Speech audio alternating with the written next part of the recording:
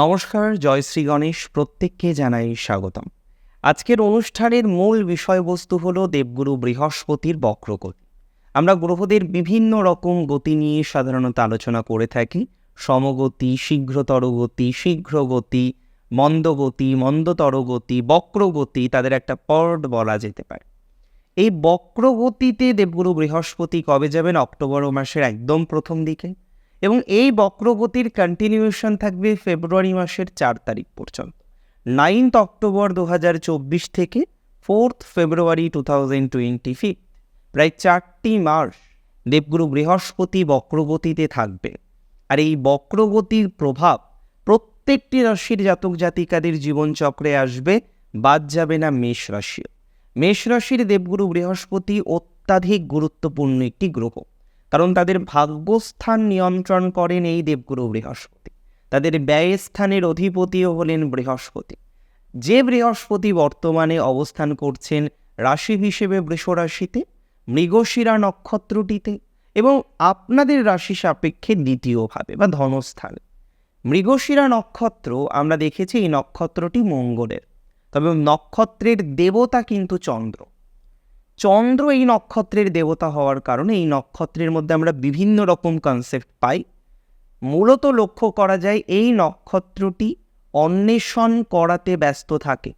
অন্বেষণ করা, খোঁজা, নতুন পথ আবিষ্কার করা বা পথ প্রদর্শন করার মতো ক্যাপাসিটি এই নক্ষত্রটির থাকে। রূপ লাবণ্যে ভরপুর থাকে মৃগশিরা। অনেক ক্ষেত্রে দেখা যায় মৃগশিরা অনেক বেশি দৌড়াদৌড়ি করে, কিন্তু ফাইনালাইজড গিয়ে অনেক ক্ষেত্রেই এদের কিন্তু ততটা সাপোর্ট সাধারণত পাওয়া যায় না। তবে সর্বক্ষেত্রে এটি নিশ্চিতভাবেই প্রযোজ্য নয়। দেবগুরু বৃহস্পতি এই নক্ষত্রে অবস্থান করার কারণে অনেক ক্ষেত্রেই খোঁজাখুঁজির মাত্রা কিন্তু মেষ রাশির বেড়ে যাবে। বিষয়টা কেমন? বাইরে যাওয়ার জন্য যোগাযোগ, সেটার একটা খোঁজ বা সূত্র আপনি খোঁজার চেষ্টা করতে পারেন। এই সময় লক্ষ্য করা যাবে কর্ম পরিবর্তনের চেষ্টা হাজার রকমভাবে আসবে। কেউ চাইবেন যে এক্সিস্টিং কোম্পানি থেকে অন্য কোম্পানিতে যাওয়ার জন্য প্রচেষ্টা, কেউ দেখছেন না এই দেশে থাকবো না, অন্য দেশে যাওয়ার একটা প্রচেষ্টা, কেউ হয়তো রাজ্য পরিবর্তনের প্রচেষ্টা করবেন, কেউ হয়তো গৃহ পরিবর্তনের প্রচেষ্টা করবেন। অর্থাৎ অনেকের মধ্যে আমরা লক্ষ্য করতে পারবো একটা পরিবর্তনের প্রচেষ্টা, এবং সাধারণত সেই পরিবর্তন গৃহ সংক্রান্ত বিষয়ে হতে পারে, সেই পরিবর্তন জন্মস্থান সংক্রান্ত বিষয়ে হতে পারে বা স্থান সংক্রান্ত বিষয়ে হতে পারে, সেই পরিবর্তন এডুকেশন বা বিশেষ করে হায়ার এডুকেশন রিলেটেড বিষয়েও কিন্তু হতে পারে। এই সময় আমরা দেখতে পারবো প্রাথমিক অবস্থায় পিতার কিছু শারীরিক অসুবিধার জায়গা আসতে পারে। হয়তো সাময়িক কিছু ডিস্টারবেন্স আমরা লক্ষ্য করলাম, কিছু মেডিকেশনের প্রয়োজনীয়তা হলো, বা কোনো ক্ষেত্রে হয়তো সাময়িক একটু চিন্তা বৃদ্ধিপ্রাপ্ত হতে পারে, যদিও ফ্যাটাল কিছু হওয়ার সম্ভাবনাটা অনেকটাই কম মনে করা যায়। যেহেতু চতুর্থপতির নক্ষত্রে দেবগুরু বৃহস্পতি অবস্থান করছেন, স্থায়িত্বের মাত্রাও আমরা দেখব।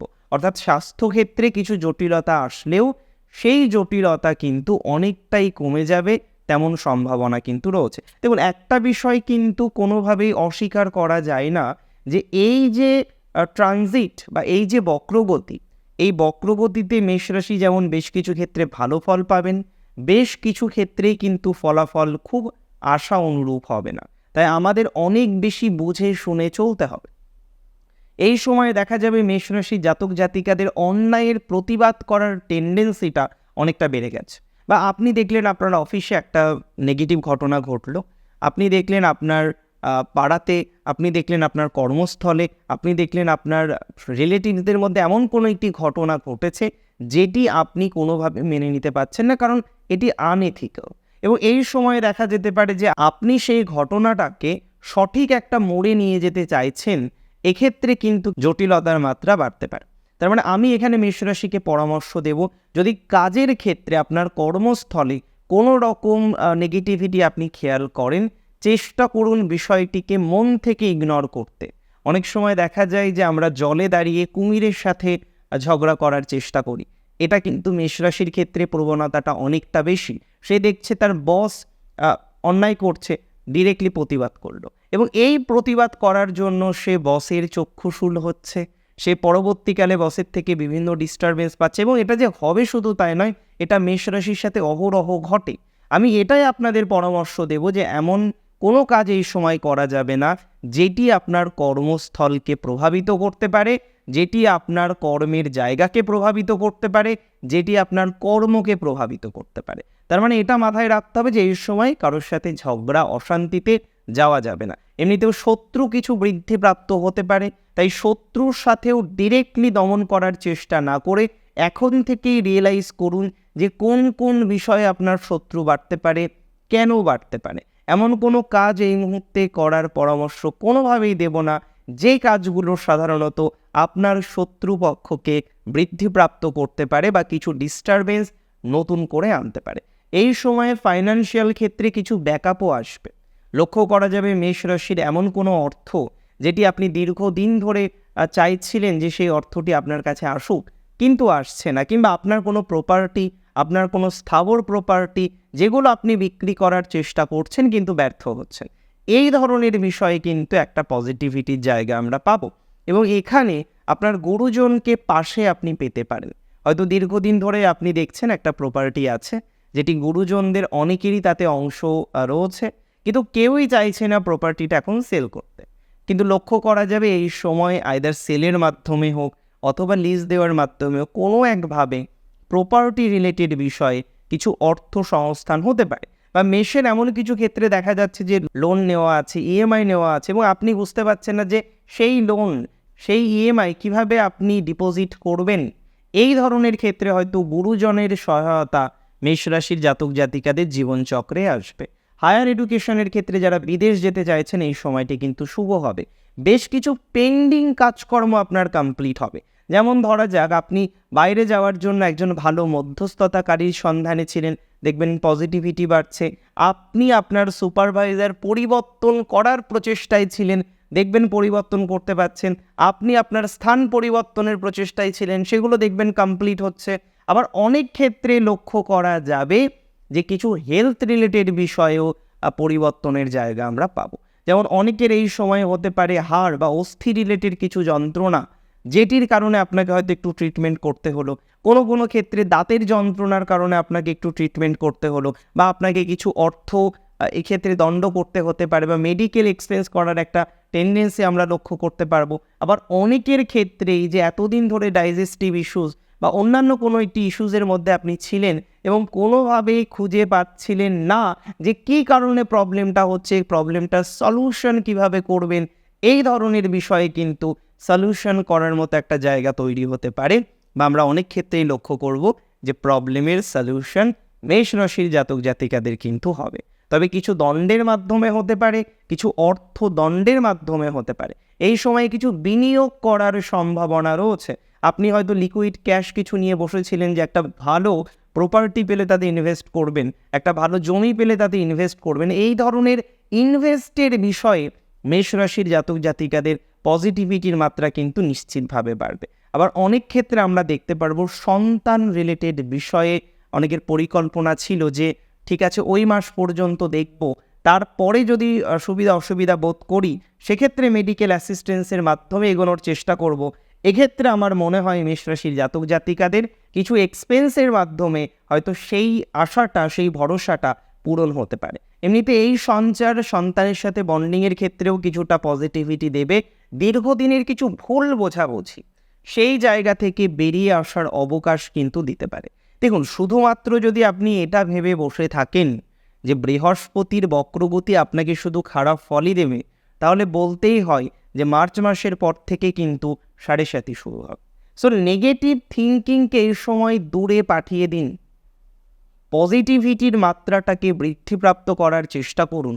রেগুলার বেসিসে মেডিটেশন করুন, রেগুলার বেসিসে একটা নিজের জন্য সময় রাখুন, যে সময়ে আপনি পরিকল্পনা করবেন কিভাবে আগামীতে এগোনো যায়, কোন কোন ভুলগুলো অলরেডি হয়ে গেছে যাতে সেই ভুলগুলোর আর পুনরাবৃত্তি না ঘটে। এবং এই সময়েই কিন্তু লক্ষ্য করা যাবে যে গুরুজনের ব্লেসিংয়ের কিন্তু প্রয়োজনীয়তা থাকবে এই সময় কিছু সেভিংসের। তাই মেষ রাশিকে আমি পরামর্শ দেব এখন থেকেই কিছু সেভিংসের জায়গা তৈরি করতে। সেটা অশ্বিনী নক্ষত্র আপনার হোক, সেটা ভরণী নক্ষত্র আপনার হোক, সেটা কৃত্তিকা নক্ষত্র আপনার হোক, এখন থেকেই সেভিংসের মাত্রা বৃদ্ধিপ্রাপ্ত করতে হবে। অনেকেই রয়েছেন তারা চটজলদি কোনো ডিসিশন নিয়ে নেন, যে কোনো এগ্রিমেন্টে আপনি সিগনেচার করে ফেলছেন, যে কোনো এগ্রিমেন্ট করার আগে শুধু মৌখিক কথাবার্তার উপরে বেস করে আপনি এগিয়ে যাচ্ছেন, এই বিষয়বস্তুগুলোকে কিন্তু খুব ভালোভাবে লক্ষ্য করতে হবে। কিছু রেকটিফাই করার একটা অপরচুনিটিস, একটা সুযোগ এই সময় কিন্তু মেষ রাশি জাতক জাতিকারা পেতে পারেন। যারা বিদেশে আছেন এই সময় কিন্তু যথেষ্ট আপনাদের জন্য পজিটিভ হতে পারে। বিদেশ থেকে কোনো ভালো সংবাদ পেতে পারেন, ওখানে ভালো কোনো জবের অপরচুনিটিস আসতে পারে, অর্থনৈতিক ইনকামের জায়গাটা বা বলা যেতে পারে ইনকামের ক্ষেত্রে কিছু পরিবর্তনের সম্ভাবনা থাকবে। যারা যুক্ত রয়েছেন সেলফ প্রফেশনে, মানি marketing, product marketing, digital marketing, যে কোনো কিছু সেলিংয়ের সাথে যারা যুক্ত রয়েছেন, টিউশনসের সাথে যুক্ত রয়েছেন, গুরুবিদ্যার সাথে যুক্ত রয়েছেন, তাদের পজিটিভিটি কিন্তু বাড়বে। অনেকেই মেষরাশি জাতক জাতিকারা এই সময় একটা ভালো গুরুর সন্ধানে থাকবেন, ভালো আধ্যাত্মিক পরামর্শদাতার সন্ধানে হয়তো থাকতে পারেন, এবং সেই সন্ধানের অনেকাংশেই সম্পূর্ণ হওয়ার একটা টেন্ডেন্সিও কিন্তু আমরা দেখতে পারবো।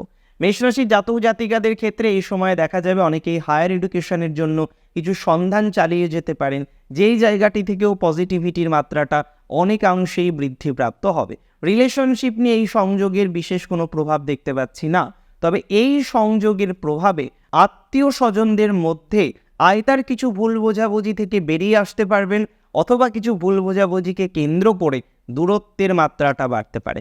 ল লিটিগেশন নিয়ে এই সময় আউটসাইড সেটেলমেন্টের পরামর্শ দেব। অক্টোবরের 9 তারিখ থেকে 4 ফেব্রুয়ারির মধ্যে যে সময়কালটা রয়েছে, চেষ্টা করুন যারা ল লিটিগেশনে ফেসে আছেন, ল লিটিগেশনে জড়িয়ে আছেন, অবশ্যই সমঝোতার মাধ্যমে, আউটসাইড সেটেলমেন্টের মাধ্যমে বিষয়টিকে সমাধান করার। নক্ষত্র যদি আপনার অশ্বিনী হয়ে থাকে, অশ্বিনী নক্ষত্রের এই সঞ্চারে আইদার দাঁত অথবা হাড় বা ঔষধপত্র সংক্রান্ত কোনো বিষয়ের প্রয়োজনীয়তা থাকতে পারে। এই সময় দেখা যাবে নিজের কনফিডেন্স একটু কমতে পারে, যে কারণে কনফিডেন্সটাকে ধরে রাখাটা প্রয়োজনীয় বা প্রাসঙ্গিক। মোটিভেশনটাকে স্ট্রং রাখার প্রচেষ্টা বা চেষ্টা কিন্তু মেষকে এবং বিশেষ করে অশ্বিনী নক্ষত্রে জাতক জাতিকাদের চালিয়ে যেতে হবে। যারা মেডিকেল সেক্টরে রয়েছেন, টিচিং সেক্টরে রয়েছেন, তাদের ক্ষেত্রে কিছু শত্রু নতুন করে আসতে পারে, যদিও শত্রু নিয়ে বিশেষ সমস্যা থাকবে না যদি আপনি বিশেষ জটিলতার মধ্যে না যেতে চান। এই সময়ে যে কোনো সমস্যাকে চেষ্টা করবেন ইগনোর করার অথবা সহজে সমাধান করার। যে কোনো সমস্যাকে সমাধান করতে গিয়ে কিন্তু ডিস্টার্ব হতে পারে। সো অশ্বিনীকে এই বিষয়ে সচেতন থাকতে হবে। গুরুজনের হেলথ সাময়িক একটু ডিস্টার্ব হতে পারে, অতিরিক্ত উৎকণ্ঠার একদমই প্রয়োজনীয়তা নেই। দূরে কোথাও যাওয়ার ক্ষেত্রে শুভ ফল লাভের সম্ভাবনা রয়েছে। একটু ব্যয় বৃদ্ধিপ্রাপ্ত হলেও সেভিংস যদি থাকে তেমন কোনো সমস্যা অশ্বিনীর কিন্তু হবে না। তবে আধ্যাত্মিক বিষয়ে উন্নতির জায়গা অশ্বিনীর রয়েছে। কোনো একটা সন্ধান, সেই সন্ধান কিন্তু এই সময় শেষ হতে পারে, অর্থাৎ এক্ষেত্রে একটা পজিটিভিটির মাত্রা অশ্বিনী কিন্তু পেতে চলেছে। নক্ষত্র ভরণীর ক্ষেত্রে এই সময়টা মধ্যম প্রকৃতির। ভরণীর এই সময় যে কোনো বিবাদ বিসংবাদ থেকে এড়িয়ে চলা উচিত। কিছু ইনভেস্ট করা যেতে পারে, প্রপার্টির ইনভেস্টও পজিটিভ হবে। কিছু গুরুজনের অর্থপ্রাপ্তির সংযোগ লক্ষ্য করা যায়। এই সময় লক্ষ্য করা যাবে কিছু ইনভেস্ট থেকে রিটার্নও হয়তো আপনি পেতে পারেন। যে কোনো ধরনের আর্থিক বিষয়ে সচেতন থাকবেন। যদি দেখা যায় একটা হিউজ অ্যামাউন্ট আপনাকে ইনভেস্ট করতে হচ্ছে, অবশ্যই কারোর পরামর্শ নিয়ে এই সময় ইনভেস্ট করবেন।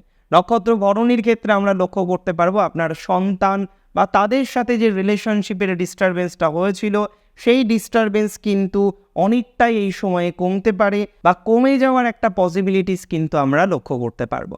নক্ষত্র ভরণীর ক্ষেত্রে দেখা যাবে যারা জন্মস্থান থেকে দূরে অলরেডি আছেন, তাদের ক্ষেত্রে কিছু গ্রোথ বাড়তে পারে। ইকোনমিক্যাল ক্ষেত্রে কিছুটা পজিটিভিটিও আসবে। শুধুমাত্র যে নেগেটিভ হবে অর্থনৈতিক অবস্থা, একদমই তা নয়। তবে নতুন করে প্রাপ্তির ক্ষেত্রে ডিস্টারবেন্স ভরণীর থেকে যাবে।